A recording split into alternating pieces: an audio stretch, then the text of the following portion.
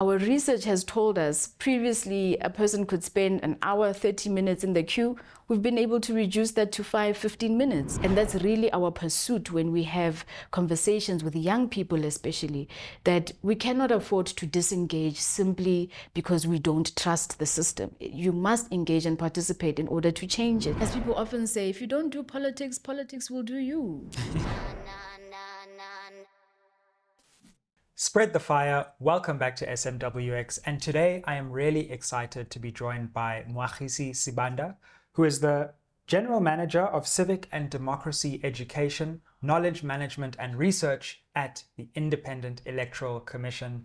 Moagisi, thank you so much for joining us on SMWX. Thank you so much, and I'm looking forward to our discussion. We've been waiting for the IEC to grace this platform for a very long time. In fact, Yes. This platform was started before the 2019 election. And it's a full circle moment for us to have you on this platform partnering with us. So thank you very much for joining us. We're very pleased. Yeah, it's an important role that you have in terms of knowledge management, research within the IEC, also civic education. Yeah.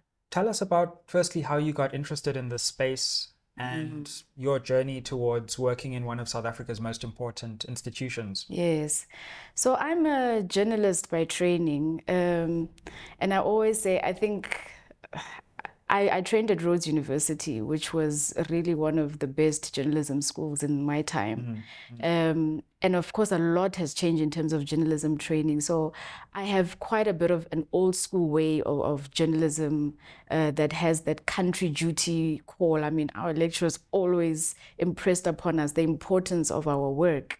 And so that's always been a theme in my career. I've worked a lot in NGOs in South Africa and in the region as well, for regional NGOs. I've also worked for the US government and the British government in terms of their local missions. And so that exposure to really world politics and local politics has always been part of my career path. And so really joining the IEC just about 3 years ago was for me just a natural progression. And we always joke within the IEC about my title because they call it the sentence title. It's quite long. It is quite long. Civic and Democracy Education, Research and Knowledge Management. And it's literally 3 areas of work in one. Because we've got our civic and education area of work, we've got our research, which is something we really pride ourselves on because all of our work is informed by research, and not just in the outreach space, but also in logistics, in electoral matters, in our IT, everything is informed by the research that we conduct consistently. And we've been doing that for over 20 years and have been tracking all the trends, and we can speak to all of that later. And then also knowledge management. How do we preserve the knowledge and the history of elections as a country? There's national policies around that, and it's something we're very active in doing. We even have a monthly who sent in the most archives, with our staff members. That's the most nerdy thing I've ever heard. Very nerdy, and we put their names on the intranet, and there's an email, and you'll see, Makgabo Ramatlhodi or Mfundo Shabani, and they're the ones who sent from each department the most archiving material. And it really is everything, all our paperwork, because all of that is very key historical information that tells people how we run election across all of these various departments. So it is quite a big deal, and some of these are national archives. And so it's all of this is very, very important work, and it falls quite neatly, and very, very important work within the whole election environment. That's really interesting. Let's go deeper into that, because elections are, of course, in the moment, and we feel like they're these current affairs issues, but there's actually a historical moment unfolding that people always go back to. Yes. Talk us through the preservation of the history of an election and how that even works. What kinds of things do we preserve to make sure that future generations can go back and understand what we were going through in 2024? Absolutely. I mean, if you have had the privilege of being at any of our engagements, or if you go to our results center where we have an exhibition, so things like the ballot boxes have changed over the years. Now we've got those cardboard ones. If you recall 1994, we had the metal boxes.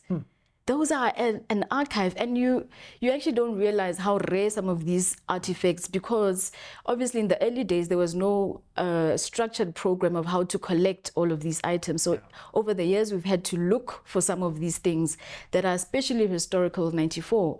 For example, last week we actually found in 94, we used to have that fluorescent lamp where they checked the invisible ink. That's what was used then. Yeah. And we had those lamps, and we didn't have them at National Office as part of our archive. And our deputy manager who runs that archiving department was looking for these around the country. And we found two. We found from a person who used to work for the Electoral Commission, and also we found in the warehouse, I think deep in the Eastern Cape. So some of this stuff are also shoved in places, and I mean, she was so excited when she came and told me, we found two lamps and they're on our way to National Office. Yeah.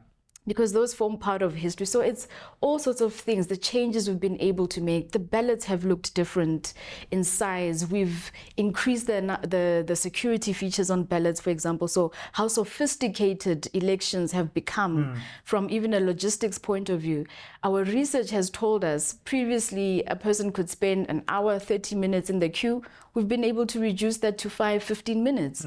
And all because of the changes that are being made. So really keeping all of that information is helping us improve how we are delivering to South Africa, but also recording the rich and very detailed history of election management that I think people don't always get to see. Absolutely. Tell us a bit more, because we're going into a voter registration weekend, which is a key part of the build-up to the election. And you know, as citizens, we think of it as, you know, the duty to register. But of course, for you, it's a logistical question of, you know, making sure that people are actually registered. Take us through the election management research that you've done about voter registration, how that works, and its importance going into the election. Yeah. So let me begin by saying we've got two very important longitudinal research studies that we do. So it's research we've done over time that are linked to the election events themselves. So ahead of every election, we do what we call the Voter Participation Survey, the VPS, and that's to gauge voter behavior and perceptions heading to elections and experiences and intention to vote. Then we also have our election satisfaction survey that is run on election day, and people are surveyed as they come out. Once they've cast their ballot and they're coming out of the station, we do a quick survey to understand what was your experience. You know, did the officers actually know what they were doing? Were they efficient? Did you know how to use the ballot paper? How did you get your voter education? Which platforms?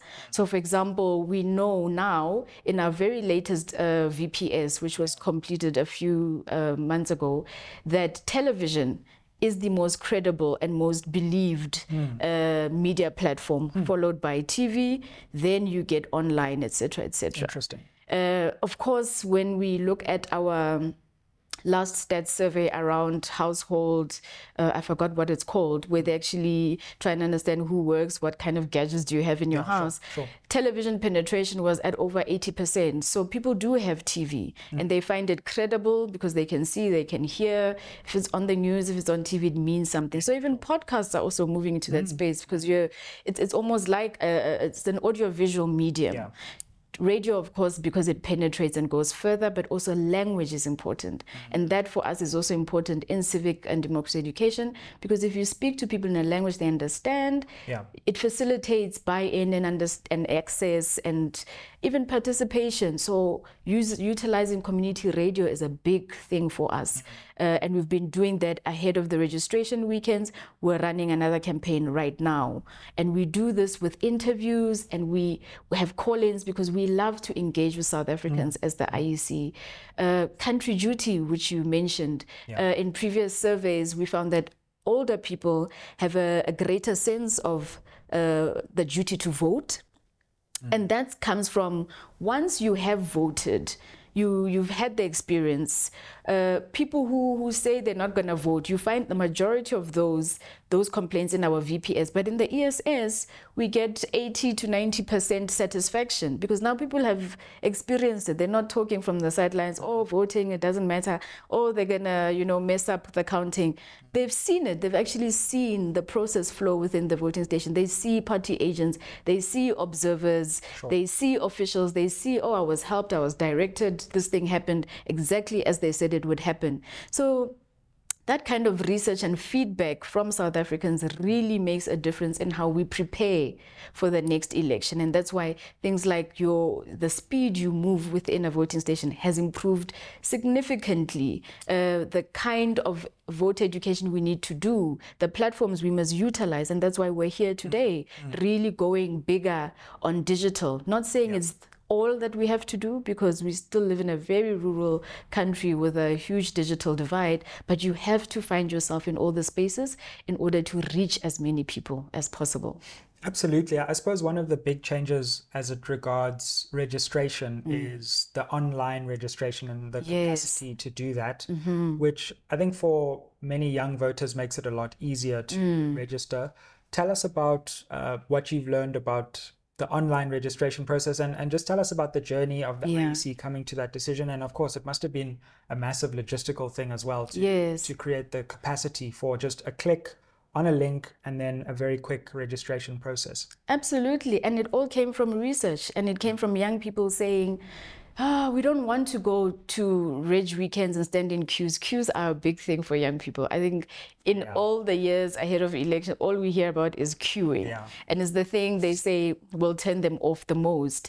So it came out of that and saying, okay, how do we create something that's at people's fingertips so that they don't have to come to us? But also financially, it makes much more sense, because elections are a very expensive project. I mean, if you think about it, elections are probably that one event that gathers the most South Africans at any one time. And it's a huge thing to undertake. To open voting stations for registration is a huge cost. You have to put personnel in there who have been trained. You have to provide all of the material. There are whole teams who just look after what materials must go to the voting station. Are the envelopes there? All the ones that need to be there, the ballot papers, the pens, the indelible ink pens, everything, the books, the ruler, the pencil, the pen, whatever it is, one thing is not there. And all of those things are on a list and they need to be unpacked. So the presiding officer needs to unpack and ensure all of those items are there.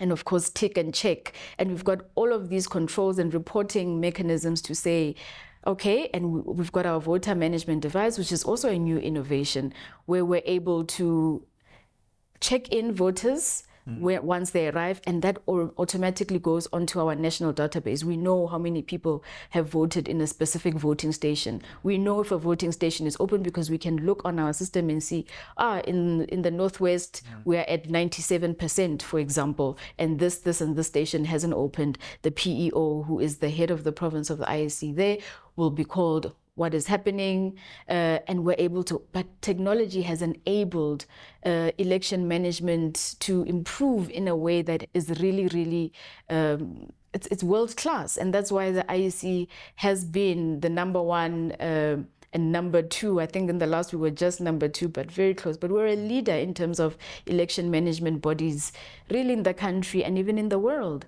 We currently chair the World Association of Election Management Bodies, because of the reputation and the quality of execution of our elections. We are vice chairperson of the SADC Forum of Election Management Bodies. That is how highly regarded our processes and our management of elections really is. It is something for the country to be proud about. When you think of the struggle against apartheid, ultimately voting was so central to the struggle. And the IEC is actually the institution which makes that a reality. And, let's be frank, a lot of institutions in our country have decayed over the last 30 years. They've gone through ups and downs, but the IEC has really kept credible elections in South Africa going. And we can't underestimate, when we look across the world at the threats to elections, how important that institution can be for a democracy. No, absolutely. And you know, our research currently, the thing that we're dealing the most with in South Africa, and it's not just a South African phenomenon, is the issue of trust in governance, in political parties, in political representatives, and the pull down effect that has then on the election management body. Sure. And of course, the misperception of how these things are all linked and are one thing. Yeah. But the Electoral Commission is an independent Chapter 9 institution, cannot be confused to be a player within an environment that it referees. But it definitely has an impact on us because it also impacts participation and turnout in elections. And nobody wants an election with very low voter turnout because it means very few people are really making decisions around the future of the country. And that's really our pursuit when we have conversations with young people especially, that we cannot afford to disengage simply because we don't trust the system. You must engage and participate in order to change it. And I often say as well, again, you know, we're in a technology space. Technology has enabled many things, including for us at the IEC, many innovations. But it has also created a culture in the world, really, of instant gratification. And we need to understand not all things will be instantly satisfied in any one moment. And with young people who are growing up in this technologically advanced world where they really can, I scan my ID book up, oh, I'm registered. I didn't have to leave the house. I didn't have to do anything. Where I can protest from my X account.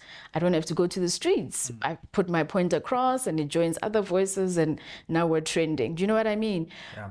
But democracy doesn't work like that. Policy work doesn't always work like that. Yes, there are things. I mean, if the tap is leaking, I should be able to call the municipality and somebody must come out and fix it because that thing can't keep running forever. But there's other more long-term policy conversations and work that requires us to stay the course. And grow a tree, so to speak, so that we enjoy the shade, as the proverb says, in later years. The thing is, if we disengage now, it all collapses in the future. Well, some may say it even has already started collapsing or has collapsed. It depends from where you're speaking. So I think I often say when I'm at our events or talking to young people that it's just you have to stay the course. We're here because it started in 1994, where we have this opportunity to do it. If those people had also given up and done nothing, we wouldn't be here today enjoying some of the good and maybe toiling with some of the bad. Thanks for watching SMWX. Before we get back to the episode, I just wanted to let you know the 4 ways that you can help support this channel if you want to see us growing bigger and better to keep you more entertained and informed. The first way is you can invite me to speak at your company, your school, your institution.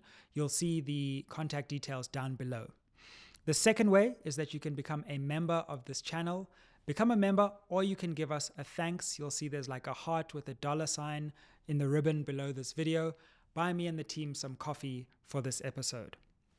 The third way you can get involved is you can advertise on the channel. Now, I'd much rather the community of viewers would be advertisers on this channel than me going out to people who don't really know about SMWX and trying to explain it to them. So if you're a viewer and you have a business and you want to partner and you love this platform, let's partner on this channel. And then finally, you can buy merchandise, you can buy books. All this is in the description down below. Now let's get back to the episode. Take us through the importance, and of course the link to register is in the description of this video. I know all SMWX subscribers would obviously have already registered by now, Yes. but just in case they haven't, Yes. it's a click away. I sometimes feel that young South Africans, all the way up to 35, but the younger you get, the more it's true, don't appreciate or understand how powerful they are in this election. And many political parties, you don't have to comment on that, can also exploit the fact that young people aren't registering and therefore they don't have to communicate to them. Just paint a picture for us about how young people can actually shift an entire election if they choose to. Yeah.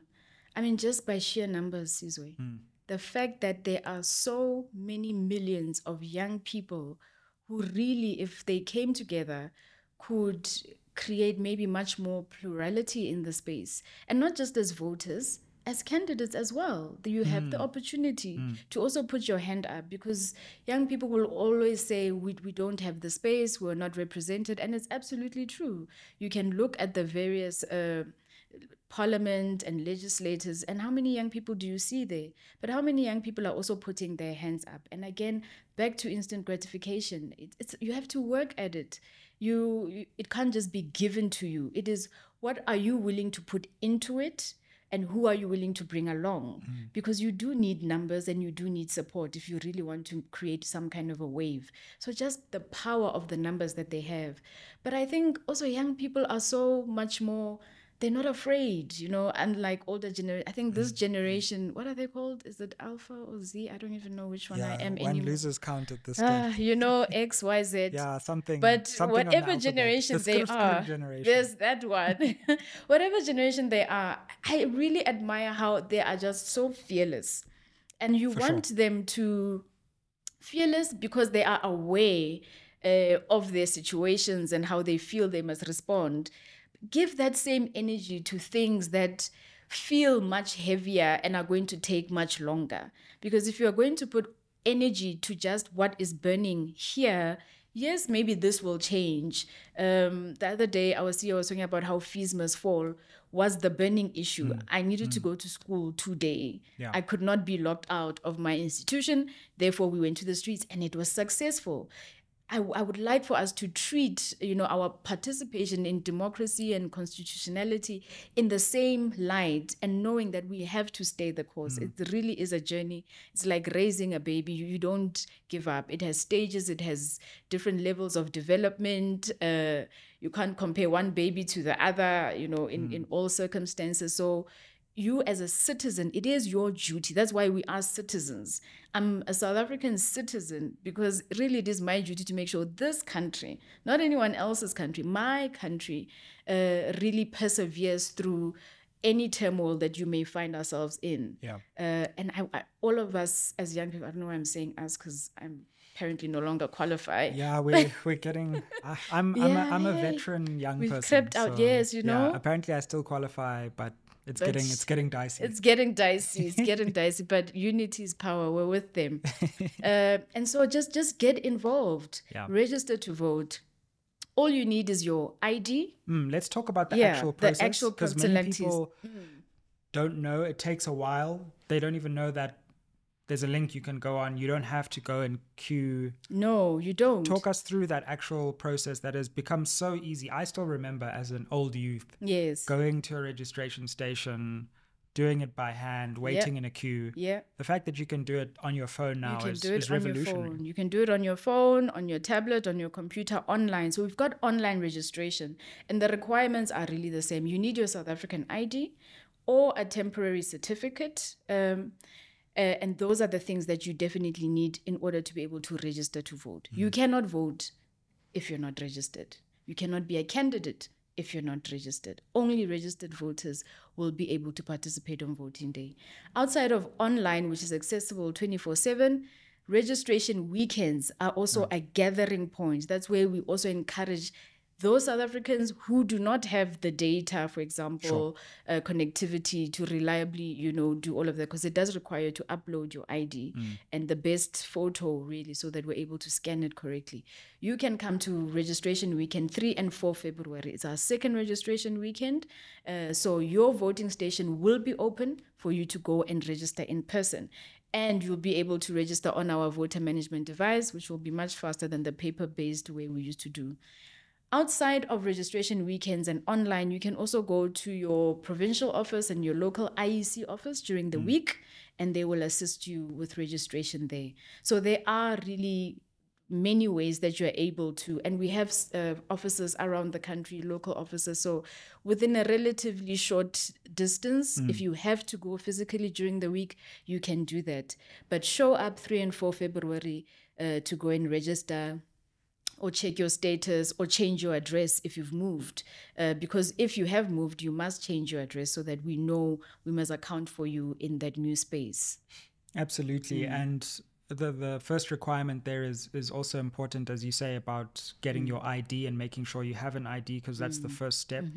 Most people will be watching this, in the lead up to 3 and 4 February, but you make an important point there that if you do miss that and you're watching this later, all's not lost. You can still go back and register. If you need to get your ID, get the ID. If you've missed one of the registration weekends, it's not the end of the world.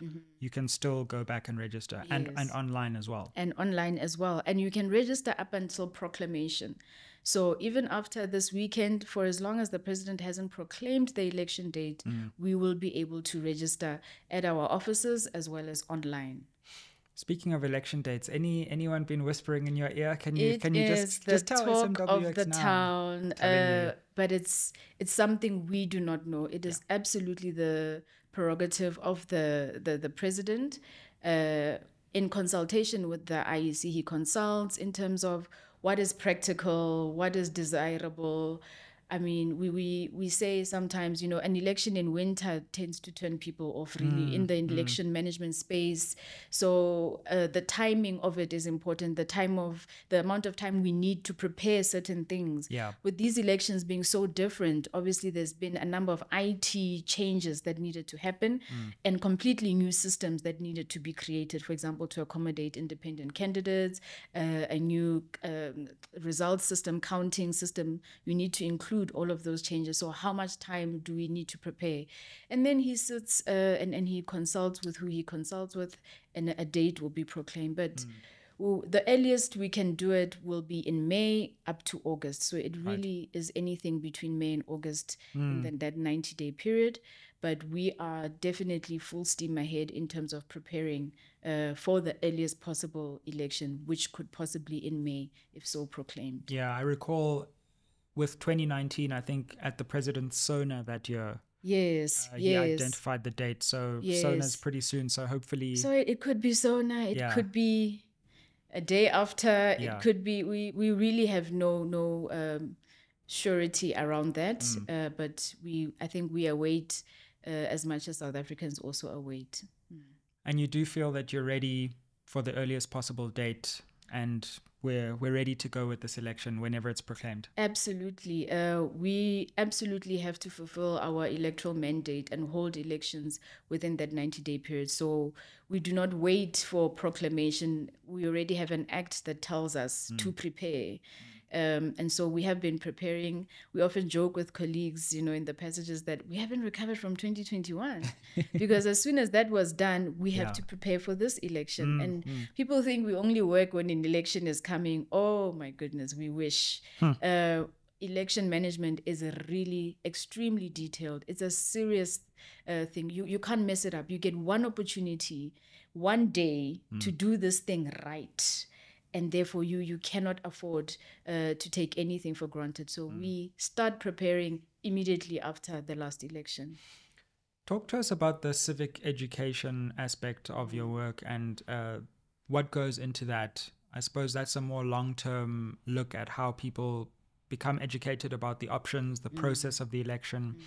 One of our in-house analysts, Tessa Dooms, said something interesting on this channel, which I also want to put to you, which is that voter education is one thing, but what we also need in South Africa is voter mobilization. And knowing the process is one thing, but wanting to vote is a different thing. And in some ways, that's about mobilization rather than just education. Yeah. Absolutely. So we have a full spectrum of civic and democracy education at the IEC. And as I said earlier, going at it through various platforms. So we use multimedia television. We've got a joint mandate with the SABC because they also have a mandate in their act for education, and therefore we're both duty bound to do that. And we've had a long-term relationship with them on that. But we utilize other TV platforms.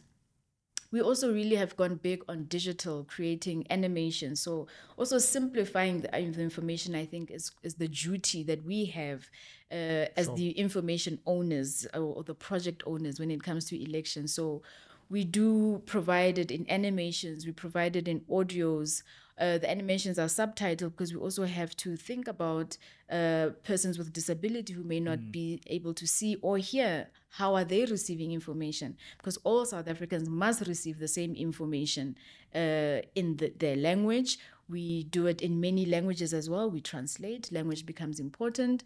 We use community radio, online and social media. A big thing that we also do, which is probably the most expensive, is the face-to-face interventions. And as much as we're going digital and using TV more as per research, people still want to see a human being. And of course, we have about an expanded staff around an election. This time we have about 2,500. Doesn't sound like a big number when you think of the billions that must register, but the costs of it are very high. And of course, we share a budget with all the important priorities of the country. So it all needs to make sense. And this number is calculated according to municipalities. What is reasonable to have in this municipality? How many wards do they have? How many wards can one person go around in? So 3, okay, how many events can they do in a week? 3 and 2 days of planning, 1 to plan, 1 to report, because we also have controls around them reporting exactly where you went, who you met with, what you were doing, and all of that will be part of our strategy and align with the election timetable. So right now, it's registration. The week after registration, we'll be going deep into candidate nomination. We have to develop all those resources, both printed and digital. We work very closely with stakeholders, very, very closely, because we cannot do this education all on our own. You're talking about mobilization. So our duty, we must provide the information. We must ensure that it's disseminated. We must engage with South Africans on it. But we can't really go into mobilization per se. Sure, that's parties. But yes, we can tell South Africans why it's important, how the fact that there's no water in my community relates to elections. But mobilization is somebody else's role to play. And it's a whole society. And it's a whole society. And we all have to ensure we play that role, so that people do turn up and show up for this democracy. But most importantly, you're showing up for yourself. Because if you don't champion your priorities and the things that are important to you and elect the people who will represent those priorities, you're shortchanging yourself. And your circumstances can't change when you are not participating. And I know it may feel futile sometimes. People will say, oh, it's just my one vote. It's your one with all the other ones, and that's what makes a difference. I mean, especially in South Africa's electoral system, in other places, people can say, yes, my vote really doesn't have a bearing. You look at places like the city of Joburg, where a mayor with 1,500 votes is now the mayor.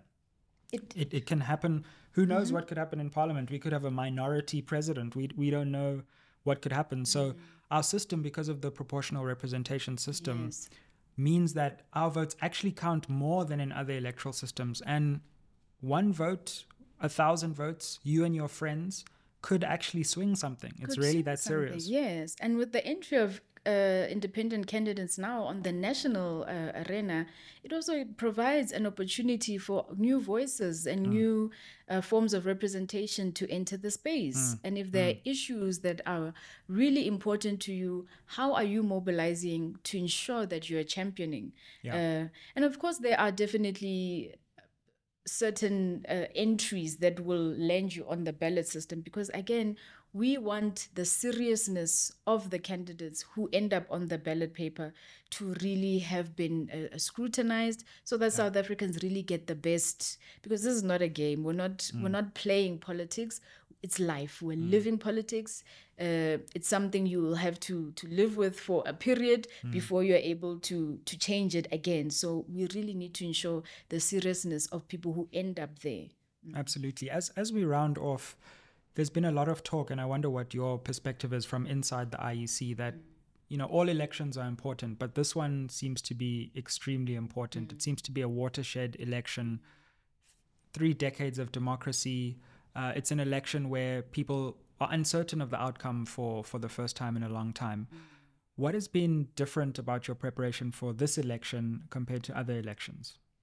I think absolutely starting early for us. So, for example, for this financial year, which ends in March, and this election, we had a target of 80,000 civic and democracy events, education events around the country. And those could be town halls, it could be engagements at a taxi rank, at a clinic, those face-to-face, just face-to-face interventions. We are already around 150,000. And we haven't even finished the year. So that shows our seriousness towards really informing and educating and preparing South Africans for really a groundbreaking election. I think what we're saying as South Africans, or what South Africans are saying really, is that we've had an experience of this way of running elections and being represented. And now it's time to rethink. It's like we're being called to a big colloquium around the status of our politics and democracy and its opportunity to make the changes. As you know, post this election, there will be that committee that will be put together by the Minister of Home Affairs to really start discussing our electoral system much more in depth. And who knows what we end up with in the future. But South Africans are being called upon. This is your chance. Come out, speak out, and say, is this what works for us? Are these the people we want? Am I the person who can maybe represent the views of South Africa? And we've seen quite a few entries ahead of this election, because there are more people who are saying, enough hasn't been said about representing this issue or this constituency. Let us be the people who do it. So it's an opportunity, South Africans, to really come out in numbers and have your say for the future of your country, for the future of your community, and even for your own future and your own ambitions as a human being. You know, you may be feeling stuck where you are. We have a huge missing middle in South Africa. But this is your opportunity to add your voice, get to know who your counselor is. And you can get to know that if you just go on our IEC app or on the website, you'll know who that person is. Go and speak to those people. You have a duty to hold them accountable, to put your issues forward. Are you attending your community meetings, you know, that are regularly held? Because that's where you also get to do your monitoring and evaluation of whether the people who were elected or who won in our area are doing the job we want. Are you mobilizing, getting your friends? Like, we have this issue in our space. Who do we think matches that? When we read the manifestos, we're having a lot of manifesto launches by the political parties in the space. Are you attending? Are you paying attention to that? As people often say, if you don't do politics, politics will do you.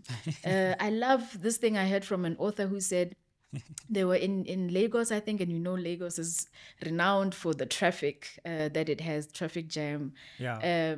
And she said there was a billboard, I think, that said, you are not in traffic, you are the traffic.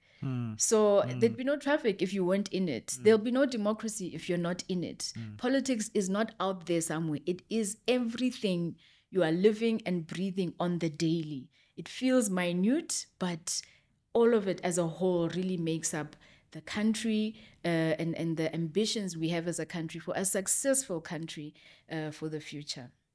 Well, Moagisi Sibanda, thank you so much for joining us on SMWX as, let me see, Civic Education, Democracy, Research and Knowledge Management. That's correct. Let's just say head of everything. Yeah. Head of everything at the IEC, the brains behind the IEC's research and outreach team. It's an honor and a privilege to have you, and we look forward to further conversations with our audience as this election builds up. Yeah, thank you so much. Let's unpack it for South Africans and get their feedback so that we can answer the questions that they have. We'd be very happy to engage. Absolutely. Like, share, subscribe. Let's make sure that the IEC sees, whoa, what happened? There's suddenly all these new people registering through SMWX. The link is down below in the description. Make sure you register to vote in this voter registration weekend. And of course, return to this conversation as you make your decision, because there are a lot of nuggets here about making your decision, standing as a candidate, how to register, and the process going forward. Keep it locked on SMWX. You know, all the way to the election, we'll be bringing you more interviews with political parties, the IEC, representatives, analysts, and helping you make your mind up and make your decision. This is the place you want to be for this election. Aye.